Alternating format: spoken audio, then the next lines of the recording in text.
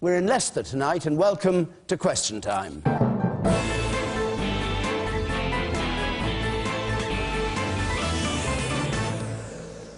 Good evening to all of you watching at home and to our audience here, and of course to our panel, a Conservative Culture Secretary and Equality Minister, Maria Miller, Labour's Shadow Environment Secretary, Mary Creagh, the Liberal Democrat peer Susan Kramer, who sits on the Parliamentary Commission investigating the banks, the Respect MP, George Galloway, who returned to Parliament last year after the Bradford West by-election, and the editor of The Spectator, Fraser Nelson.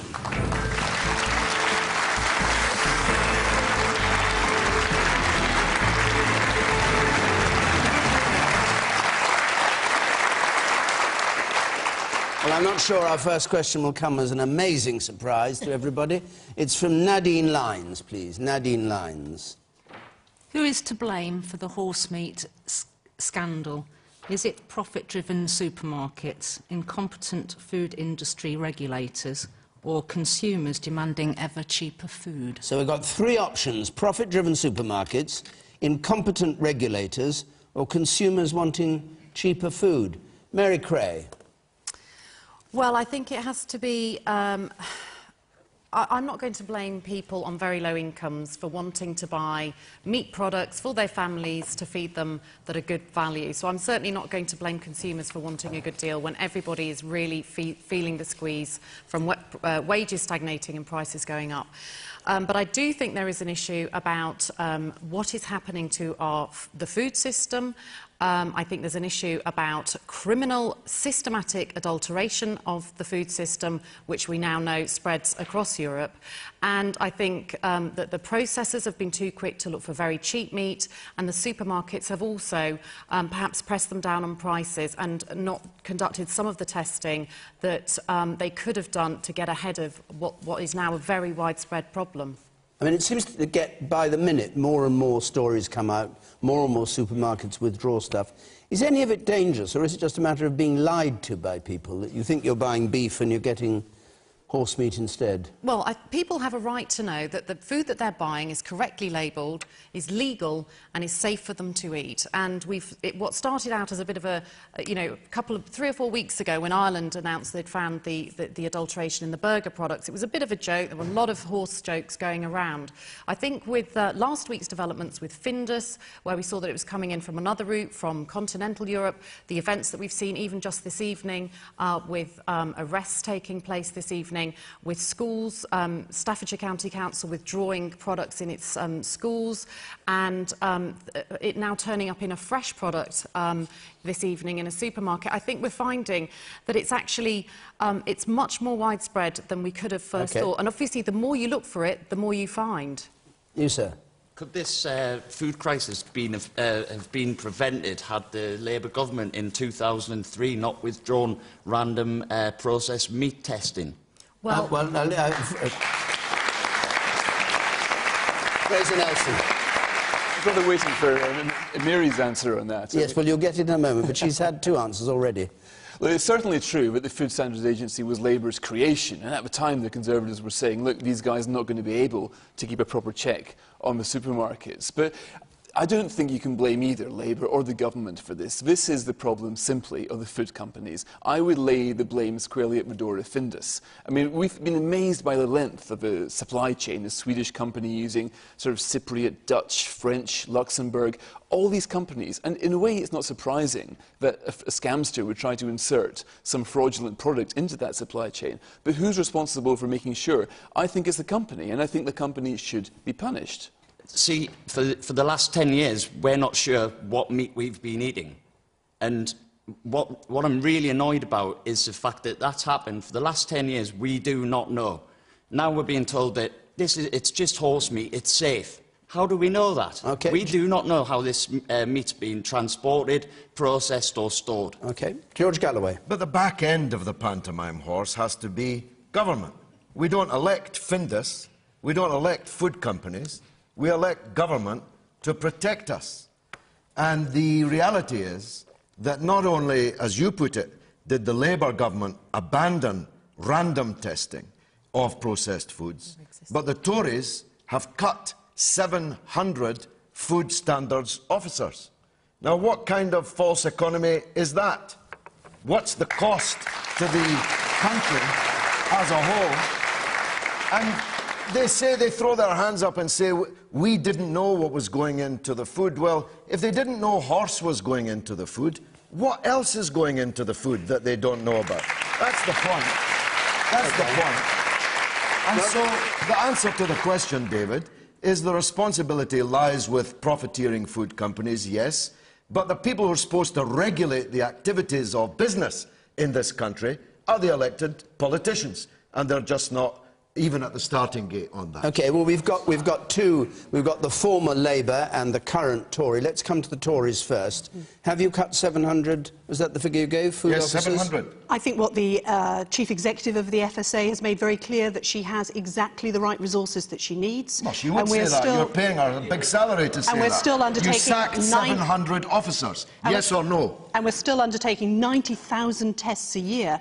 And I think that's important. But what we mustn't do here is get away from the fact that there has been potentially a mass European-wide fraud going on. And I think as things unfold, we can see that certainly when it comes to the great British public being able to go out and buy food on our shelves and know what they're buying. Yes, there has been, I think, some enormous problems in people's but is the purchasing Food things which Standards may not be what they Agency expected them responsible for making sure that if you buy a cut of meat or you buy a hamburger which says it's beef, it is beef and not beef plus pork or beef plus horse?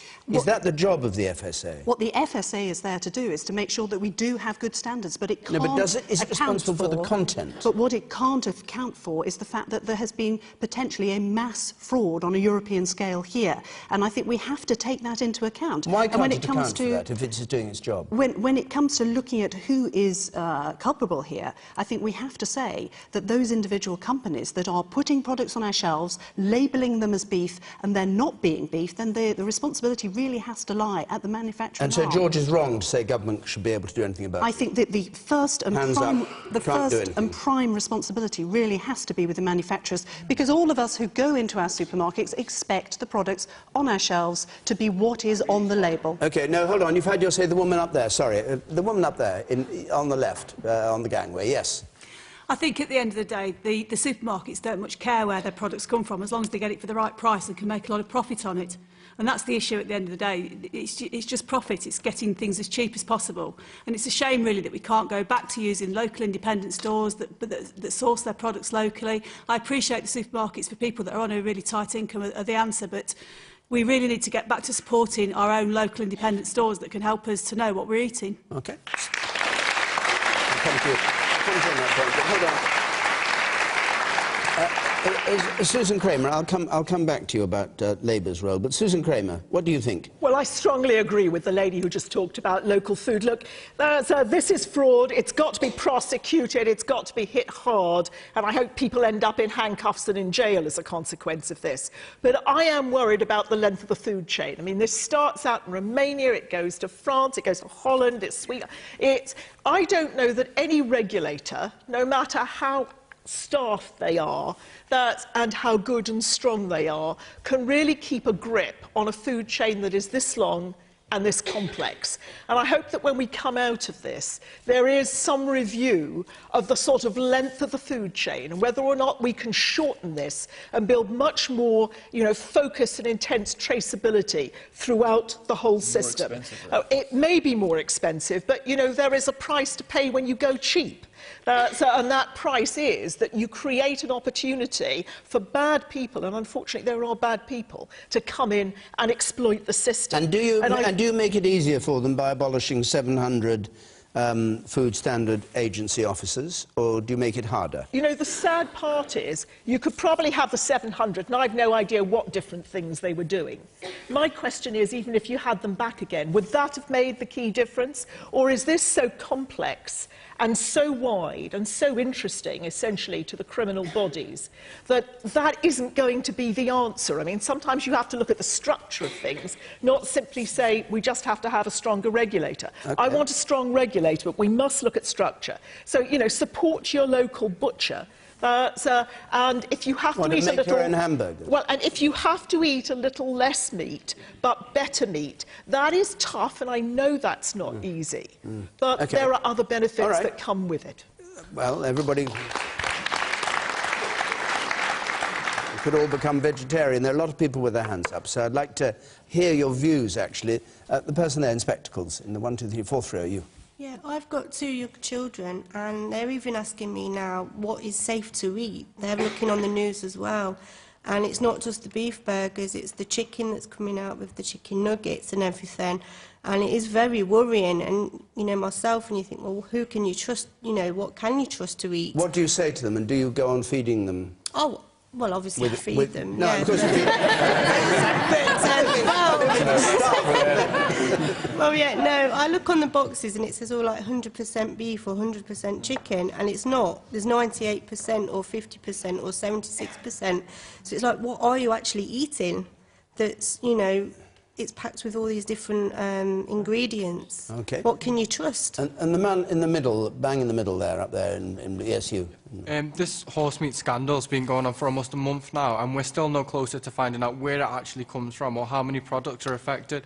Why is the government being so slow to act on this? And in regards to the lady's comment before about how it's travelling from Romania to France to Sweden, so it's too big, that's a bit of a cop-out answer. Saying, well, this task was too big, so we're not going to take it on, isn't right. If the task is too big, you need to take it on. The panel listening carefully to this, but we'll hear from 1 or 2 other people. You, sir, the man in the blue and white striped shirt, yes. I think the Food Standard Agency is in the same situation the financial services was in 4 years ago. I think the government hasn't got any hold of what's going on, and I think we're just being run by a bunch of Eton grads who don't know how to run a country. Okay. The man in the bright blue with silver on, you there, sir. I think what the problem is the government is it's not putting enough funds into the study of where the meat comes from. I mean, this horse meat, you know, horses get given this drug called, what is it, phenylbutane? Something, yeah. Now, that's obviously hazardous to humans, so surely that should be a red light for the government saying, hang on, why aren't we really being stringent with this and protecting people's lives? I mean, we can't really buy meat if everyone's going to start becoming ill, because, A, people are going to lose faith in the producers, supermarkets, the government, and there'd just be a total collapse. OK, Mary Creagh, do you think it's as dangerous as that, Butte? Because somebody was on television saying you'd have to eat 500 hamburgers a day to get even a trace of this Butte. That's presumably in adults, but obviously the dose for children would be a lot lower. So you're alarmed by it, are you? No, no, what I say is that I raised the issue of Butte-contaminated horses being slaughtered in the UK with ministers on the floor of the House of Commons exactly 3 weeks ago. I had evidence that they were entering the food chain.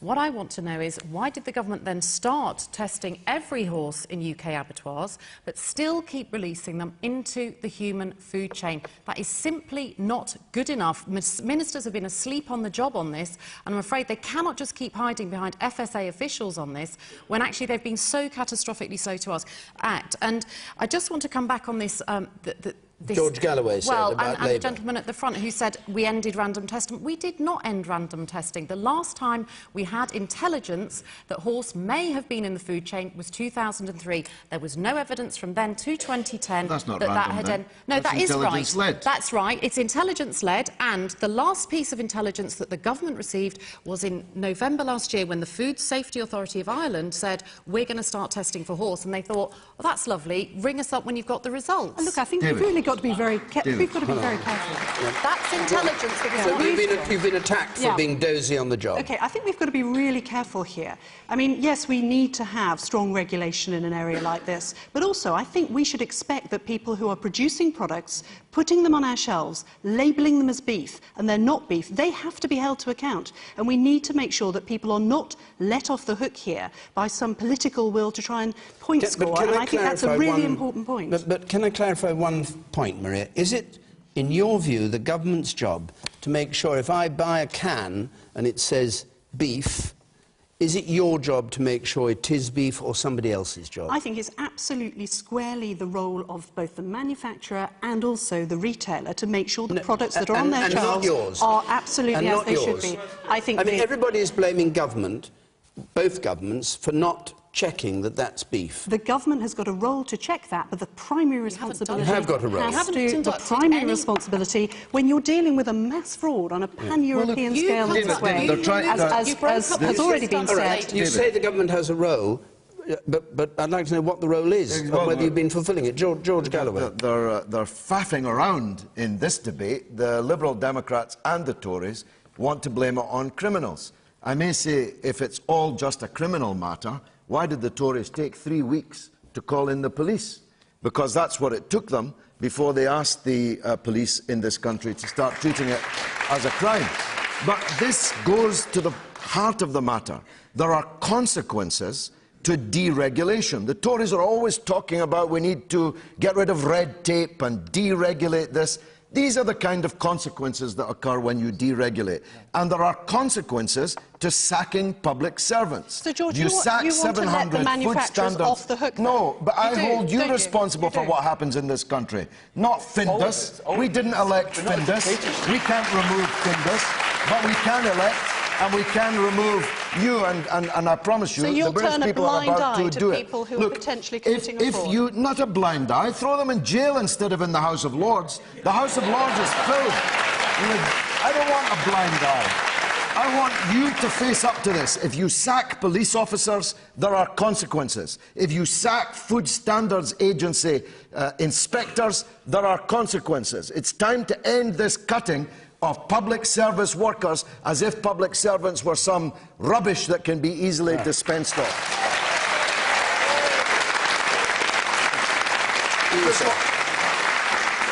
Just like to point out that in 2008, when the banks collapsed all over the entire world, we blamed Gordon Brown and Alistair Campbell, at least the Tory government, the Tory people did. Now that the entire country's food processing is into problem, we need to blame David Cameron and George Osborne. It buck stops with them. Fraser Nelson? Food labelling is a competence of the European Union, actually. We don't even have any control over it anymore. What happens in Brussels. The crime that happened in France. And the thing is, George, if your 700 food inspectors would come, you could have 7,000 of them. They would never be able to probe every freezer in every supermarket. And because we have millions of lines of food in this country. 700 less?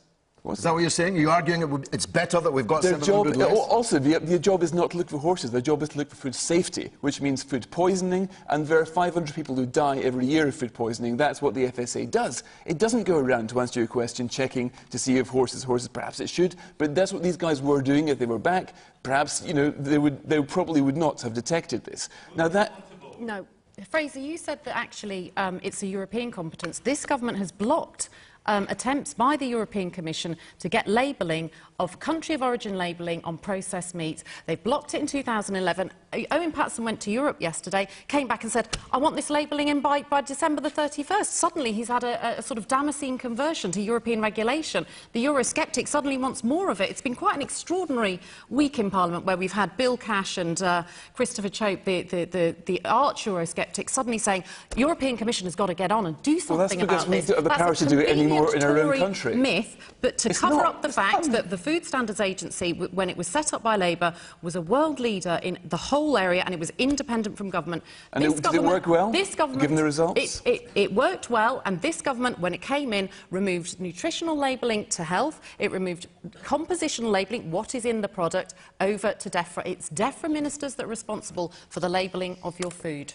And you think it is possible to check hamburgers, tinned food, the whole range of things. Well, that's what ministers are telling us now. If DEFRA is doing its job properly. DEFRA has moved it back in-house. It's clearly not the right place for it to be. They've broken up the system. They've got to get on with it, put it right. If the system can't tell us if our food is fit to eat, then the system is not fit for purpose. Well, not fit to eat, it's whether it's what it says. Yes. Nobody says that's fit to eat. We don't want to eat beef when it's actually horse. You're making a very dangerous blur here. I mean, the lady asked, her children are asking, is this food safe to eat? Now, to listen to the Labour Party over the last few days, you get the impression there was some public health hazard, and there isn't. It simply isn't the... Horses... Because horses are actually fine. I mean, The Spectator, we've got a guide about what to drink with horse meat this week's magazine. I mean, it's... If it's coming in from criminals, then I doubt very much whether they followed proper food hygiene standards on the way in. Let's just quote the Chief Medical Officer. I don't know whether the Chief Medical Officer, whether you trust what she says, but she says a person would have to eat 500 to 600, 100% horse meat burgers, just think of this, a day to get close to consuming a human's daily dose of bute. Who knows? The woman up there, the blonde lady on the right, yes.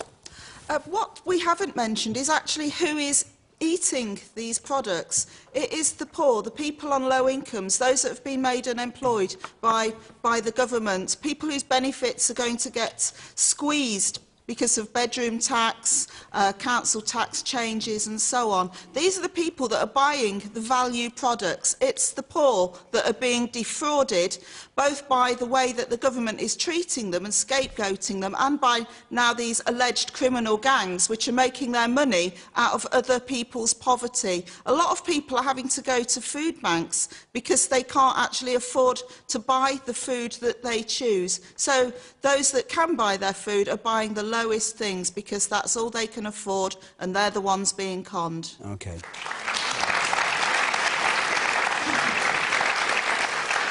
Do you know, I think on that note, though I know a number of you are still waiting to speak, we'd better move on because we've got a lot of other questions to come. You know at home you can join this debate, don't you, by Twitter or by text. Our hashtag for Twitter is BBCQT. We've got this new idea running of a Twitter panellist who comments, and you can comment on what the Twitter panellist says. It's Mark Pack from the website Lib Dem Voice tonight, and he's at BBC Extra Guest. If you want simply to text 83981, and the little red button will tell you what others are saying.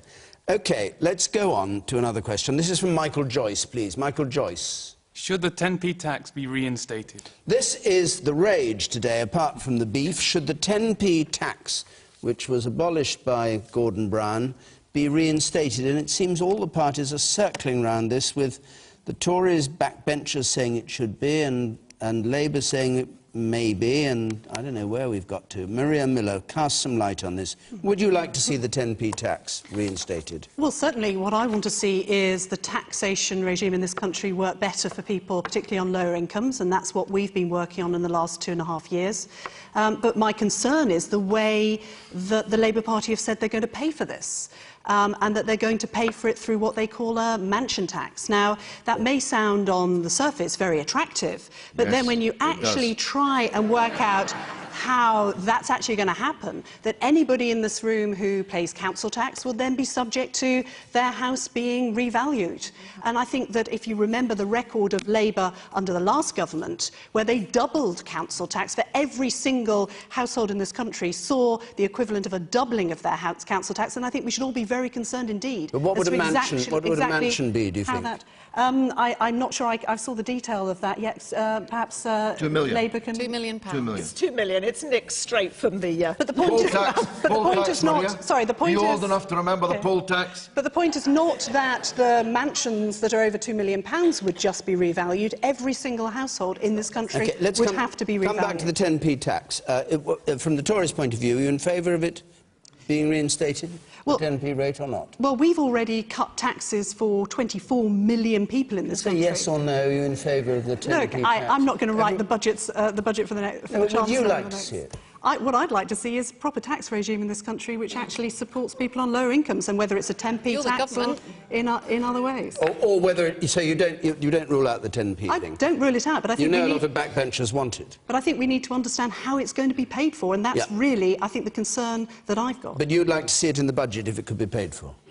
I think anything that reduces taxation has got to be a good thing. All right. Well, I hope George is listening. I am. Susan Kramer. The 10p isn't good enough. What we've done so far is raise the starting point of tax. All the people who used to be in that 10p band, and then, of course, Labour put it up to 20p, but that's all the people who used to be in that 10p band are no longer paying tax at all. They're completely out of the income tax category.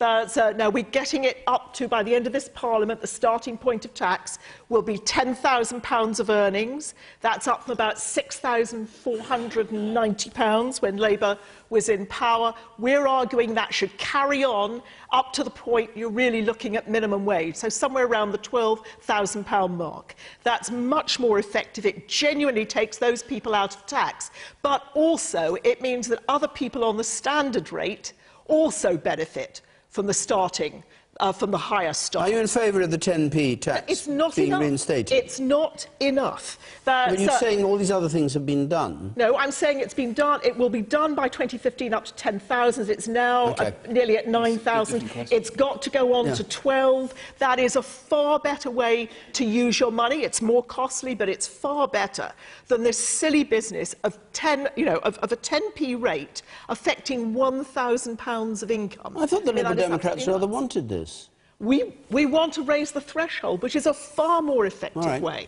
That's why all the people who used to pay 10p and were on that band, which Labour raised, are now out of tax altogether. So you think that they're not paying the 10p? You think that's exactly what we should be doing. Our tax cuts have to come to people at the bottom and people on standard rate. So are you, that's the only way you spread the burden. Are you against what Ed Miliband said today about having a 10p rate? I'm not you say it's insufficient. Are you against it? Do you think that's the wrong way altogether? I'm not going to water down what I'm talking about and what my colleagues are fighting for in order to do a sort of pettiness of the Ed Miliband. It's not sufficient. Okay. It's too petty. All right. The man there in the middle with black hair. Yes, you're waving. Well, not drowning. In the last decade, Labour only put the personal allowance up just over £2,000, and when you remove that 10p rate, you clobbered some of the most poorest people. And I know from my brother's point of view, who's earning only £11,000, that really, really hurt. So Labour, don't put this gimmick in of here's a 10p and then whack it back off poor people, because it's not fair at all and it gives them false hope. So don't do it just to take it away from people. It's not fair. Mary Creagh.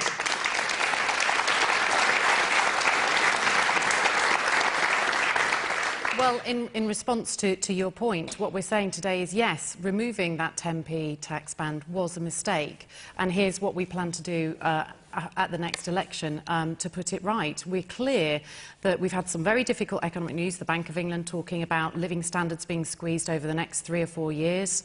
We know that the economy is flatlining. We know that the economy shrank over the last 3 months. So it's absolutely imperative that we have a recovery that is led from the bottom upwards, not from the top downwards, which is what this government is doing. And Susan's colleagues voted in Parliament to give a tax cut for people earning over £1 million a year. They're going to be getting a £100,000 tax cut this year. We don't think that's the right way. We don't want to see trickle-down economics. What we want to see is bottom-up recovery, and that's what this country needs. But in 10 years, though, you only put the personal allowance up £2,000. That's not good enough.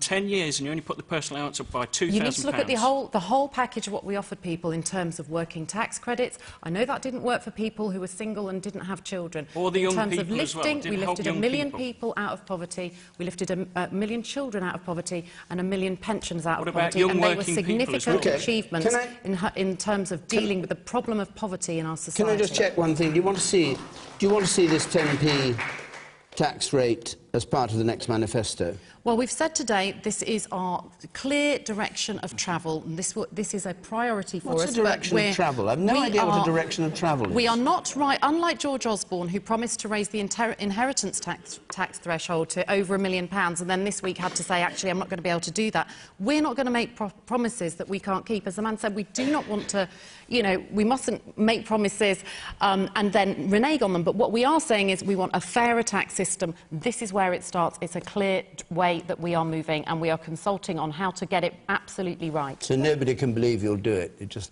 talk about it. It's not even in their manifesto. No, that's not the case. We want to see this happen. Ed Miliband and Ed Ball said, well, it's not going to be in the manifesto. So what is today all about? It's not a manifesto promise. Well, we're 2 years away from the election. Absolute it wouldn't waste be sensible. of time. It wouldn't be sensible for You've us to given write people false hope. Well, I thought that it was a promise. I must have been driving up the M1 when this reneging on it occurred, and I was about to congratulate Mr. Miliband on finding some real Labour guts for a change. To say that a situation where some people live in £2 million mansions, and if they earn £1 million a year or more, they're getting a £100,000 tax cut, is the Tory Liberal way.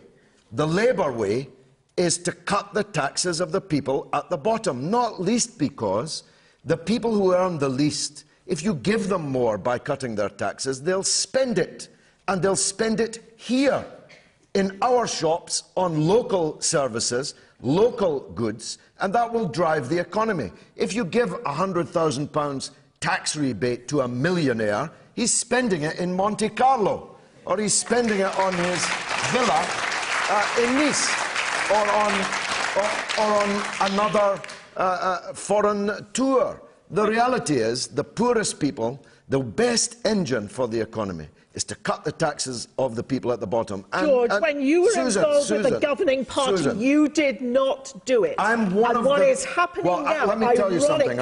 Ironically, thanks for the reminder. I'm one of the very few people who told Gordon Goldfinger Brown, the man that sold off all our gold at the bottom of the market, I'm one of the people who told them that scrapping the 10p tax rate was a grave mistake, one which has been acknowledged by Balls and Miliband today. OK. The man up there in the second, very far back there. Yes, you. My question to the panel is, what is the government doing about tax evasion in this country? Doing about tax evasion? Well, it's slightly a different point. Anyway, Fraser Nelson. The important thing about the 10p tax is that there's even less to it than meets the eye. Ed Balls was asked today, what will it mean for the actual worker, you know? And he was saying, well, £2 a week. But when you look at it, after you actually withdraw the benefits and the working tax credits, it works out at 66 pence a week. Now, that is what they call a promise, except it's not even a promise. Even that has been reneged upon. And I really think the low-paid in this country deserve a lot better than these pitiful suggestions and overtures that on closer inspection just collapse. Now, one of the things, I think the best thing this coalition government has done is actually cut tax for the poor by lifting people out of tax altogether. I mean, George talks about it being a Labour mission. The great irony is that it's the Tories and the Lib Dems who have done it.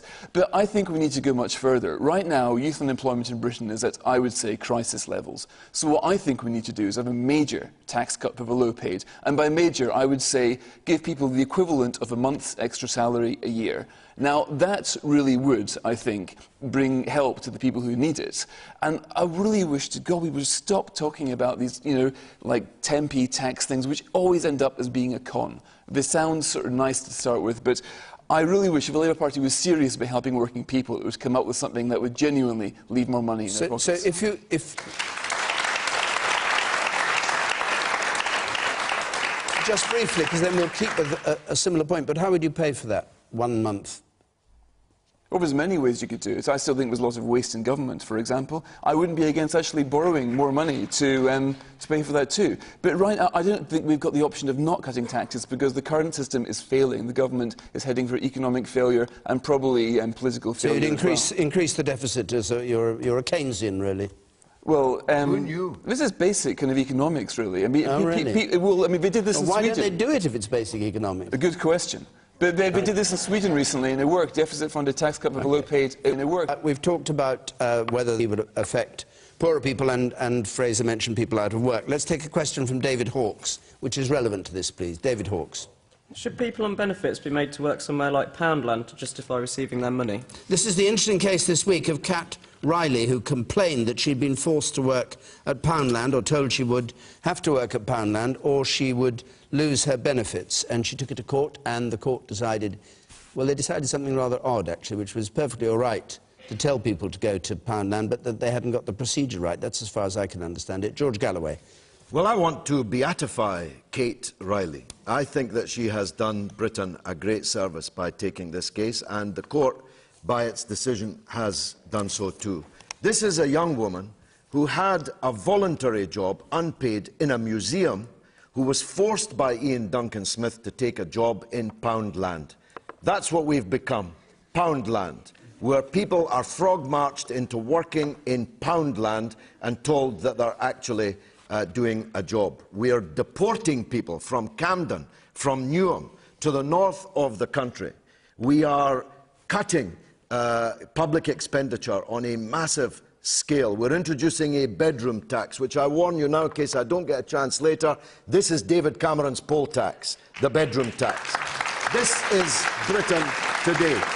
A land where you go into a cheap chicken shop and you get horse, where the only economy in many of our northern cities is Poundland, and where the Tory answer is to force people into working in these dodgy places for pitiful wages rather than a real economy, the one that we need to build.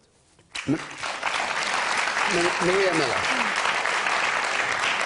I'm not sure I really accept the way that George is talking down the really important role that work experience can have in many people's lives. I mean, actually, the facts in here... Poundland. The facts... OK, the facts, because we can't let facts get in the way of a good story, the facts are actually the court said that the government was quite right to use things like work experience to give people the opportunity to get into jobs. And let's remember, these are people who are on job seekers allowance, they're not people who are being unpaid, and it gave them the sort of experience which might get them their next job. Surely we should be applauding organisations that do that and give young people in this country the opportunity to get the skills to get ahead. I just don't think it's right to be writing people off to a lifetime on benefits. Let's give them the opportunity to get ahead. In a museum, Let's you put her into Poundland, for God's sake. Look, and I mean, let's be clear here. What all the court said was that there was a technical issue around the government's policy, but the main thrust of the policy was perfectly acceptable, and I think that's something that's important, and I think we should be, again, applauding those employers that go out of their way to give young people in this country a chance. OK. You, sir. Yeah.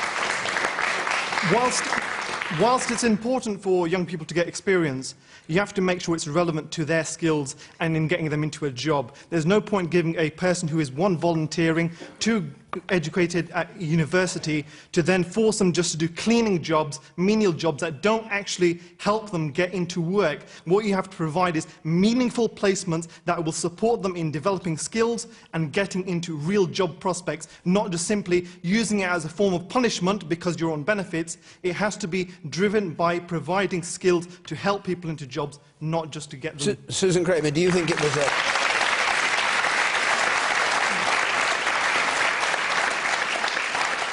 Was Cat Riley suffering a form of punishment, in your view? I'm a huge fan of work experience, and if I'd been unemployed for over a year and my volunteer job wasn't doing me any good in terms of getting an employer to take me seriously, and somebody offered me a few weeks or a couple of months' work somewhere, you know, I'm getting my benefits, so that, you know, in a sense I owe back, I think, for my benefits, I would take it. And if one of my children was in that situation, I would tell them to go and take it. Because when you're actually in a job, even if it's in that kind of setup, everyone knows it's far easier to then get another job. You go and apply and you can push. And I think work experience, I don't regard jobs as particularly menial. There are all kinds of jobs from which you can learn a whole series of different experiences. It's terrific if you can find something that fills a real gap in your training. I think that would be fantastic. I would go for work experience. Cat Riley was a geology graduate. She was a geology graduate who wanted to work in the museum sector, so surely she was rather in the round hole in a round... You know, I don't want to talk about one particular individual, but we can at least accept, can't we, that her CV wasn't selling her to employers. They weren't coming out and offering her jobs. So she's either in a situation of saying, I will take nothing, I'll stay on benefits till I get a job in the area I want, or you have to then compromise and take jobs in other areas. That's what I would do personally. You know, I will take any job rather than be unemployed, and I give exactly the same message to my children. And from there, you build up, and hopefully you find the job that's in your field. Okay. But I don't have a problem with work experience. I think we ought to really respect it. Thank you, Susan. The man in the spectacles there. I think the problem is, and why this girl was probably so angry, is that another big failing of the Lib Dems, the rise in tuition fees and things like that, increasingly people aren't going to put up with this kind of thing. Well, she wouldn't be paying under the Lib Dem system. She wouldn't be paying fees up front. She wouldn't be paying her loan back until she was earning £21,000, and she'd be learning it back at a lower rate than she did under Labour. So it's why not did you right. pledge the opposite then before the last general election? Why did you sign in blood that you would scrap tuition fees?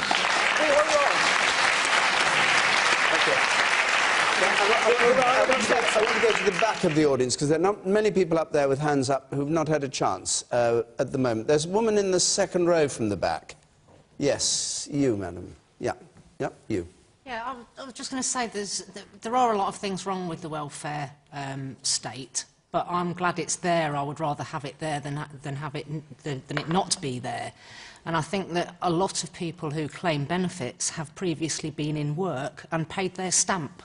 It's not like they're getting something for nothing. OK. And the man 6 along there, you with spectacles on, sir. Yes. I understand that Ms Riley is now working in a supermarket, so it looks like perhaps that scheme was particularly effective in her case. Mary Creagh. Well, I think it comes back to the issue of competence, doesn't it? Because what we had, as you say, is a judgment that says there's nothing wrong with work experience, but the way the government laid the regulations, made the regulations, means it was not legal. And the failure to explain to the young lady her right to refuse work, etc., means that the government laid itself wide open and had this very embarrassing court defeat. I started my working life in British Home Stores, and I did tights and I did lights for 2 years as a Saturday girl, and I don't think it was a paid job, and I learned an awful lot about customer service and about cleaning and about all sorts of things. So I'm not against work experience, but what we can't have is a work experience programme that isn't just for a few months. This can go on for 2 years, and people only go on it when they've been unemployed for 9 months. You cannot have people coming out after 2 years of work experience and 9 months on the dole with nothing to show for it. There's got to be training alongside it, and there's got to be some sort of training pathway and hope that there's going to be something better. We cannot just park people on work experience programmes and say, oh, something will turn up. Fraser Nelson. I think there's no doubt the government messed up this particular case. The court said that. But it's important to draw a distinction between that. I mean, the easier thing to do would be to write the welfare cheque and walk away.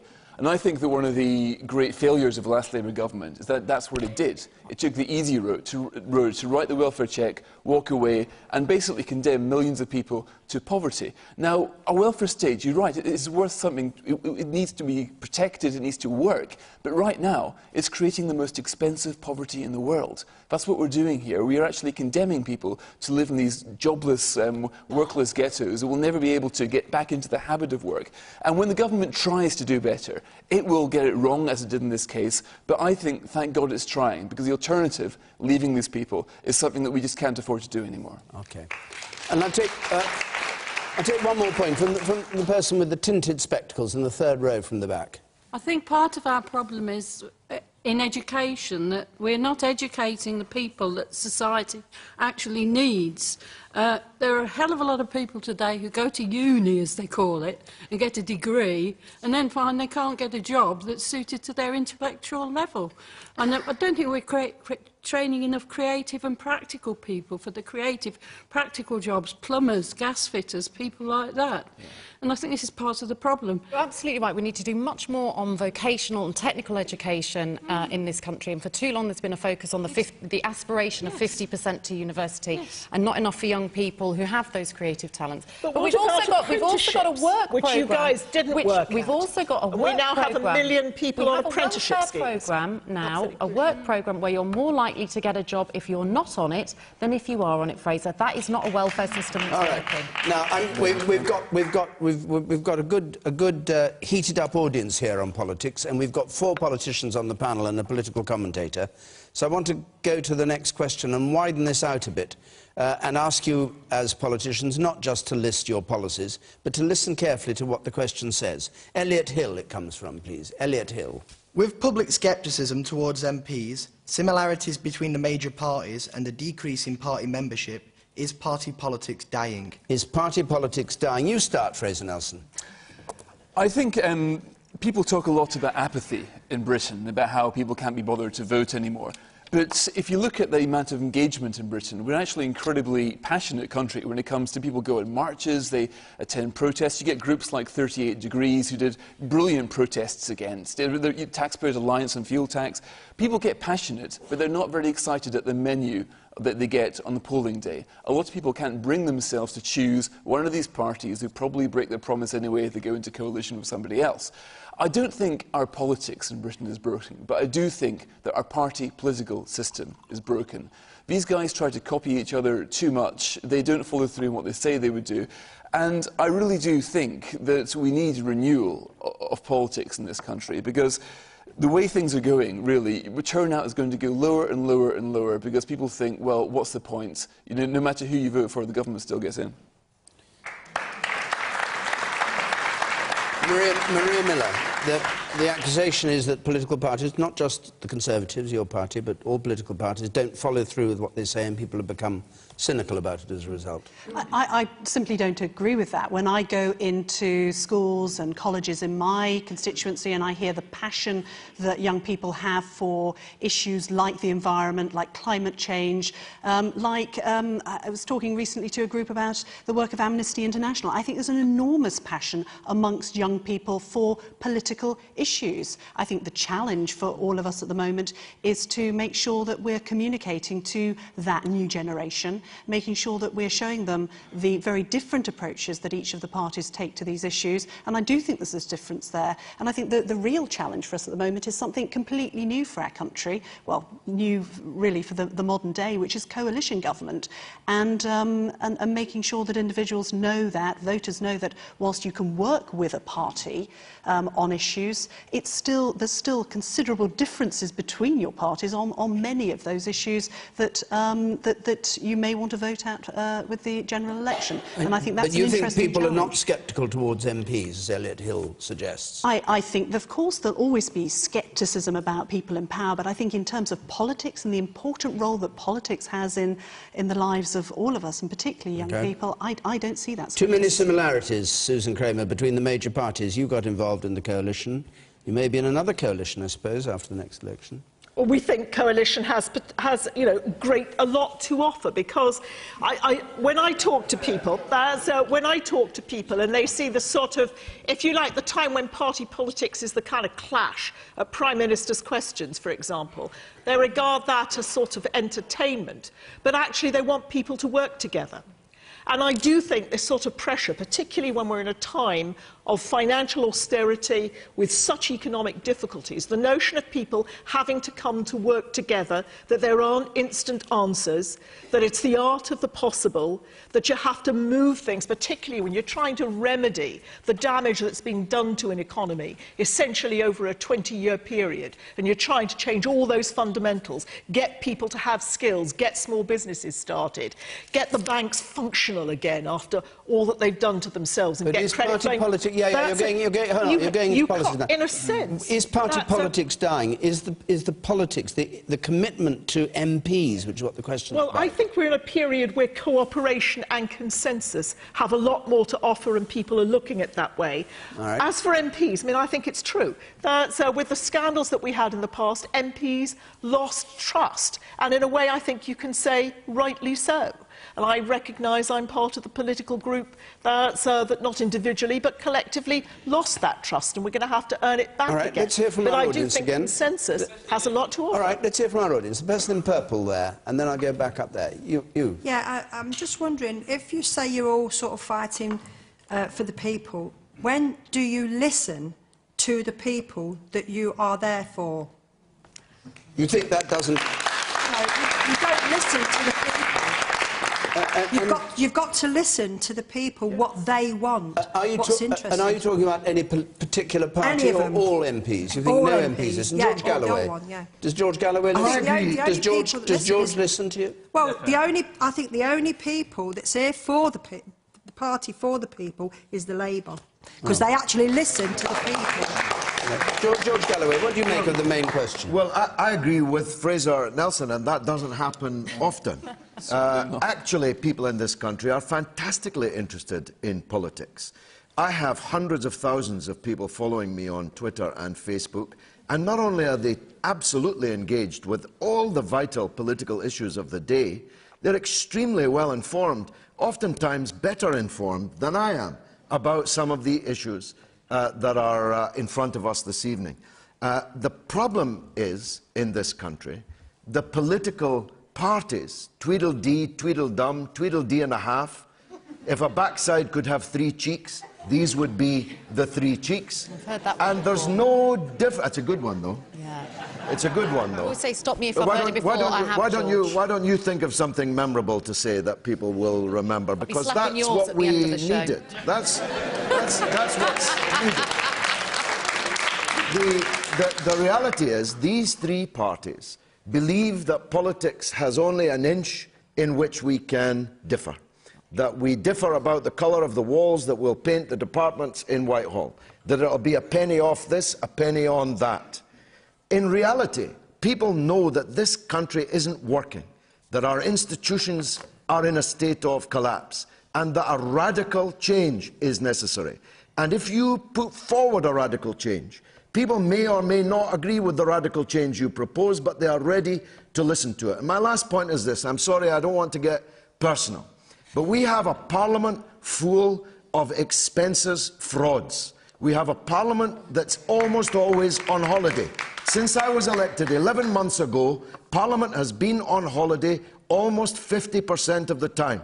And the rest of the time, they're filling in their expenses forms.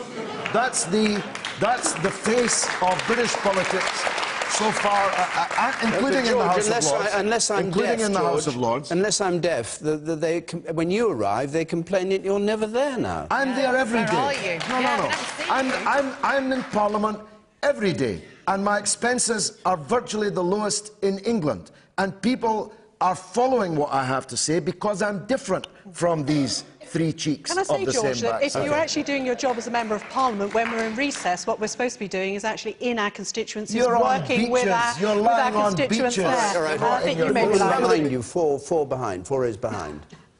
Isn't it our democratic system that's actually broken? I go to a polling booth and have to vote for the best of a bad bunch because I don't want the Tories to get in. It's not who I want to vote for, but it's who's going to stop a different party getting in. If AV had gone in, or we did have proportional representation, I would be able to vote for who I believed in, rather than who would stop the Tories from getting in. We tried. Mary Creagh, hold on. Mary Creagh. Well, I don't think our society's broken, and I don't think politics is broken, and I think that George Galloway's rhetoric about how awful everything is actually dangerous and deeply, deeply cynical. I'm ambitious for this country. I didn't come into politics to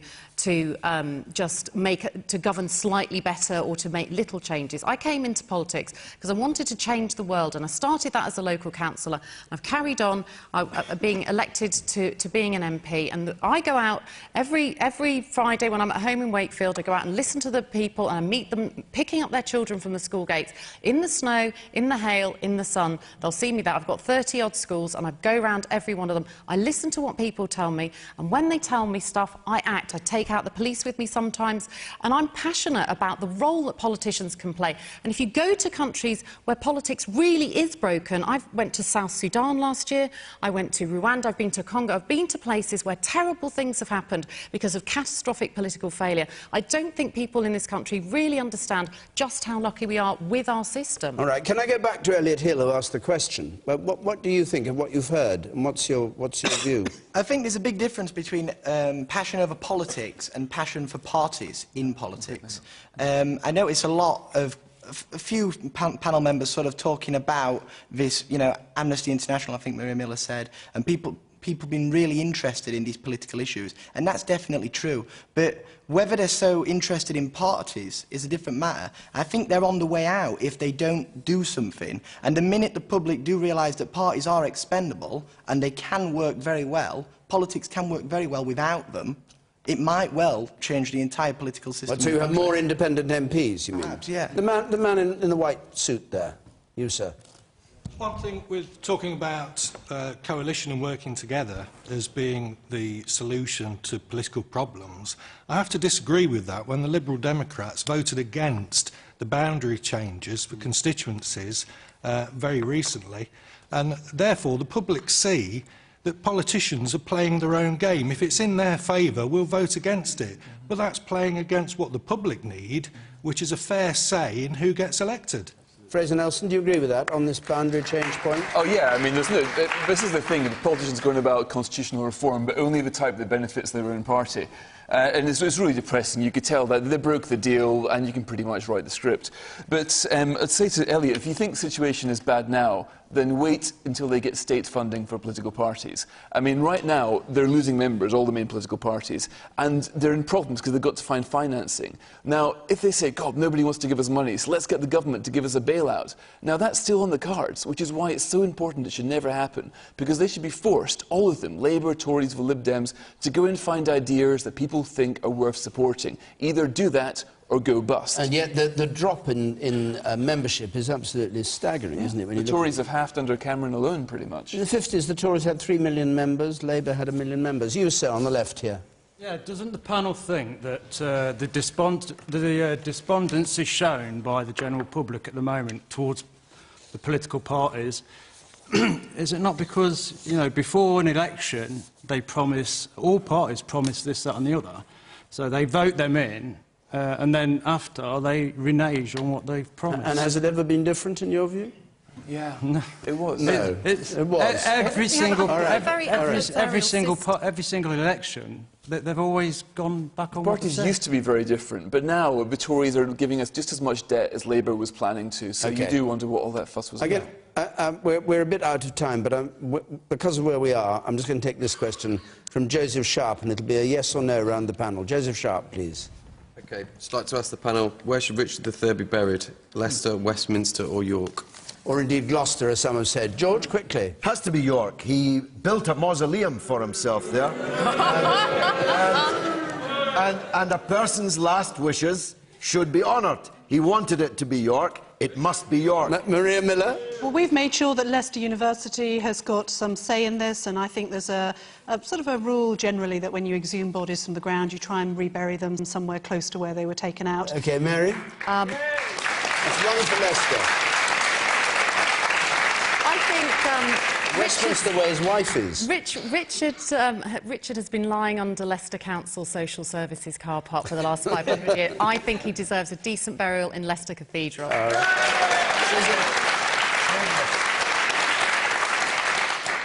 Finders keepers. I thought you were saying Findus for a moment. Well, not that bad. I think he should be buried with his wife, and Neville is buried in Westminster, but I know I'd certainly like to be, so I think if he were, you know, alive, which obviously he's not, he buried her there, he'd probably want to be with her. Most people do. What, say Westminster Abbey? Yeah. OK, fine. That's it. I'm sorry. And, well, it's perfectly obvious where everybody here wants him buried. Our hour's up. We're going to be in St Paul's Cathedral. I didn't mention St Paul's. St Paul's Cathedral, where Nelson is buried. He was buried in 3 different places. They kind of broke him up and scattered him. Yes, thank you. We've got to stop, Susan. I like dissection. Thank you. We're in St Paul's Cathedral next week, and in fact, it's the first time Question Time has come from St Paul's. Our panellists are going to include Vince Cable, Michael Heseltine and Diane Abbott. And the week after that, we're going to be at the site of the Hampshire by-election in Eastleigh. We'll be going live just after the polls closed on that by-election triggered by Chris Huhne's plea of guilty, of course, in the courts. Now, if you'd like to come either to St Paul's or to Eastleigh, you can apply by our website. The address is there on the screen. Or you can call us 0330 123 99 88. You'll be catechised by our administrators. It will be extremely nice to see you for those 2 occasions. My thanks to our panel here and to all of you who came to take part in this programme from Question Time here in Leicester. Until next Thursday, good night.